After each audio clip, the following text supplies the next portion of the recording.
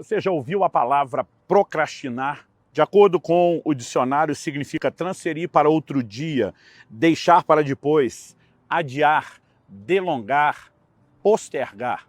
A pergunta é, a palavra de Deus tem algo a nos ensinar a respeito disso? Eu quero te mostrar que sim, e esse é o assunto da nossa conversa nos próximos minutos. Não procrastine. Fique comigo, nós vamos entender um pouco melhor essa verdade.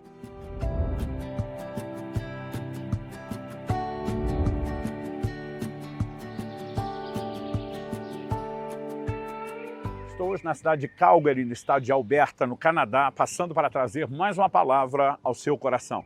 Em Atos, no capítulo 10, no verso 33, nós temos uma fala de Cornélio. Ele tem a visão de um anjo, o anjo lhe orienta a mandar chamar Pedro, que estava em Jope, em outra cidade, para que ele pregue o evangelho. Quando Pedro chega, depois de 2 dias, a fala de Cornélio é a seguinte, Atos 10, 33, portanto, sem demora, mandei chamá-lo, e você fez muito bem em vir. Agora estamos todos aqui na presença de Deus, prontos para ouvir tudo que o Senhor ordenou a você. Então eu quero destacar algumas expressões dele. A primeira é, sem demora, mandei chamá-lo. E depois ele diz, agora estamos prontos para te ouvir. Então eu fico tentando me colocar no lugar de Cornélio, imaginando a experiência extraordinária de um anjo de Deus aparecer, de comunicar que Pedro deveria ser chamado, que ele iria anunciar palavras pelas quais seria salvo não só Cornélio, mas toda a sua casa. E há uma atitude, há uma resposta imediata, de prontidão. Ele diz, sem demora, mandei chamá-lo. Agir sem demora é exatamente o oposto de procrastinar. Procrastinar é delongar, é ficar adiando. E muitas vezes, observando o comportamento das pessoas, eu vejo quanta gente falha e erra, não apenas em questões naturais, mas o pior, muitas vezes até em questões relacionadas à vida espiritual, simplesmente postergando, adiando coisas que não deveriam ser adiadas. A primeira coisa que eu quero destacar é que há situações que exigem de nós uma resposta imediata. Por exemplo, no livro de Gênesis, no capítulo 17, no verso 23, depois de Deus anunciar a Abraão que faria uma aliança com ele, com a sua linhagem, e que haveria um selo e um sinal dessa aliança que seria a circuncisão, a palavra de Deus nos mostra que naquele mesmo dia, Abraão circuncidou todos os homens da sua casa. Naquele mesmo dia, Abraão entende o que Deus está falando, compreende a importância, e numa lógica simples, ele diz, não há necessidade de esperar sequer para o dia de amanhã. No mesmo dia, aquele posicionamento. Mais adiante, veremos o pai da fé agindo de forma semelhante, numa circunstância que eu acredito que talvez seria ainda mais desafiadora. Em Gênesis, no capítulo 22, nós vemos que o Senhor colocou Abraão à prova e pediu que ele oferecesse seu filho Isaque em sacrifício na terra de Moriá. E a palavra de Deus nos diz no verso 3 de Gênesis 22, na manhã seguinte, Abraão levantou-se de madrugada e, tendo preparado seu jumento, levou consigo 2 dos seus servos, Isaque, seu filho, rachou lenha para o holocausto e foi para o lugar que Deus lhe havia indicado.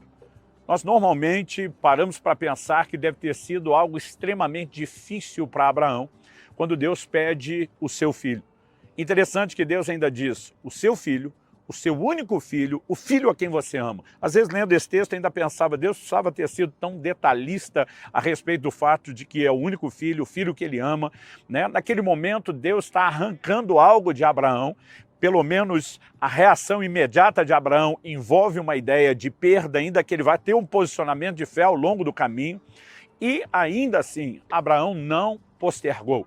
Eu fico imaginando se muitos de nós não diríamos para Deus, não dá para ter uns últimos dias de despedida, de relacionamento, de curtir, de aproveitar o menino, mas a Bíblia diz, na manhã seguinte, era ainda madrugada, ou seja, ele não hesitou, ele não demorou, mas com prontidão ele se posiciona.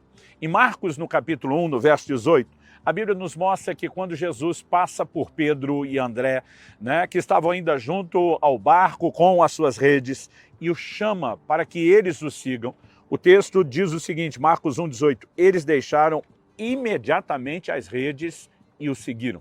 A conversa não é, será que o senhor pode deixar a gente se organizar, pensar um pouco Imediatamente eles deixam as redes como quem diz, é para já, é para agora, e eles decidem seguir o Senhor. O registro desses detalhes não estão na palavra de Deus à toa, não é coincidência. Romanos 15:4 diz: tudo quanto foi escrito para o nosso ensino foi escrito. Então nós precisamos de fato dar atenção a esse nível de resposta pronta, imediata, sem procrastinação, que as pessoas dão a Deus. Em Atos, no capítulo 16, nós percebemos um episódio na vida de Paulo numa das viagens missionárias. Ele tenta pregar na Ásia e a Bíblia diz que o Espírito de Deus não permitiu. E ele tenta contornar pela Bitínia e o Senhor também não permitiu. E Atos 16 diz nos versos 9 e 10 o seguinte: à noite, Paulo teve uma visão na qual um homem da Macedônia estava em pé e lhe rogava dizendo: passe a Macedônia e ajude-nos. Olha o versículo seguinte, o 10. Assim que Paulo teve a visão, imediatamente procuramos partir para aquele destino, concluindo que Deus nos havia chamado para lhes anunciar o Evangelho. Imediatamente. E nós podemos olhar para diversos textos nas Escrituras, onde existe uma resposta pronta, imediata, sem demora. Traduzindo, sem procrastinação. Por outro lado, eu sei que às vezes alguns vão destacar a importância de que antes de determinadas decisões, inclusive quando falamos de decisões sérias e importantes, que a gente de fato possa parar para pensar, refletir, e eu creio que a própria Bíblia nos mostra que há situações que exigem uma reflexão antes da ação. Eu destaquei alguns textos bíblicos que falam de situações onde houve resposta imediata. E a Bíblia também fala de situações que exigem uma reflexão.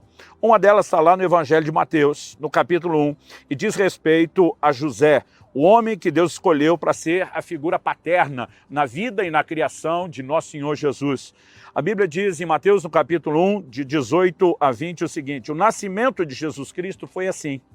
Maria, sua mãe, estava comprometida para casar com José, mas antes de se unirem, ela se achou grávida pelo Espírito Santo. José, com quem Maria estava para casar, sendo um homem justo e não querendo envergonhá-la em público, resolveu deixá-la sem que ninguém soubesse. Enquanto ele refletia sobre isso, eis que lhe apareceu em sonho um anjo do Senhor dizendo: José, filho de Davi, não tenha medo de receber Maria como esposa, porque o que nela foi gerado é do Espírito Santo. Nós ainda podemos seguir a leitura, ele explica, falando que o seu nome seria Jesus, ele dá detalhes, de que ele seria o cumprimento da profecia de Isaías, Emanuel, e a Bíblia diz no verso 24, quando José despertou do sono, fez como o anjo do Senhor lhe havia ordenado e recebeu Maria por esposa. Então o verso 20 fala dele refletindo sobre aquela situação. Qual é a situação? Eles estão noivos, comprometidos um com o outro, e de repente ele fica sabendo que Maria está grávida. Certamente, a primeira coisa que passou na sua cabeça não foi que aquilo era uma obra divina, sobrenatural, algo que nunca havia acontecido antes e nem jamais aconteceria depois com nenhuma outra pessoa. Não é o que ele deduz estar acontecendo com Maria. De acordo com a lei de Moisés, se ele simplesmente expusesse, essa mulher está grávida, antes do casamento, eu não tenho parte nisso. Ela poderia até mesmo ser apedrejada, mas a Bíblia diz que ele era um homem justo. Ele quer aquilo que é correto, ele não quer ser enganado, ao mesmo tempo ele não quer difamar Maria e ele já está ali processando, eu vou deixá-la em secreto, eu simplesmente vou sair de cena. Enquanto ele está pensando e processando, e é importante que a gente aprenda muitas vezes a pensar, processar, refletir antes de determinadas decisões, é que o Senhor vai falar com ele. Agora, há algo interessante, depois que o Senhor falou com ele, a prontidão da ação dele também foi registrada. Um outro texto que fala a respeito de reflexão está em Atos, no capítulo 10, nos versículos 9 e 20. Quando o apóstolo Pedro estava na cidade de Jope, e a Bíblia diz que eles estavam com fome e foram lhe preparar uma refeição, a Bíblia diz que ele sobe ao telhado para orar. Enquanto está orando, ele tem uma visão. Logo depois de ter a visão, sem tê-la entendida por completo, a Bíblia diz nos versículos 19 e 20, Atos 10, enquanto Pedro meditava a respeito da visão, o Espírito lhe disse: estão aí 3 homens à sua procura. Portanto, levante-se, desça e vá com eles sem hesitar, porque eu os enviei. Então, novamente, nós temos alguém que recebe uma visão, está refletindo, está pensativo, o que é que eu tenho que fazer, Mas de repente, quando Deus traz uma palavra, esclarece aquilo, a orientação é: obedeça sem hesitar. O verso 23 diz que Pedro os convida a entrar, os hospeda, e a Bíblia diz: no dia seguinte Pedro se aprontou e foi com eles. Ou seja, resposta imediata. É a respeito disso que Cornélio vai falar com Pedro depois. Eu sem demora mandei te chamar e que bom que você também veio rapidamente. Qual a diferença entre os dois tipos de exemplo? Os primeiros exemplos que apresentamos falam de uma resposta imediata. Os segundos falam de gente processando, refletindo. A diferença entre um e outro é que nos primeiros exemplos dados, todo mundo sabia que Deus havia falado com eles. E sempre que há uma clareza sobre a direção divina, não há motivo para que se protele nenhuma decisão.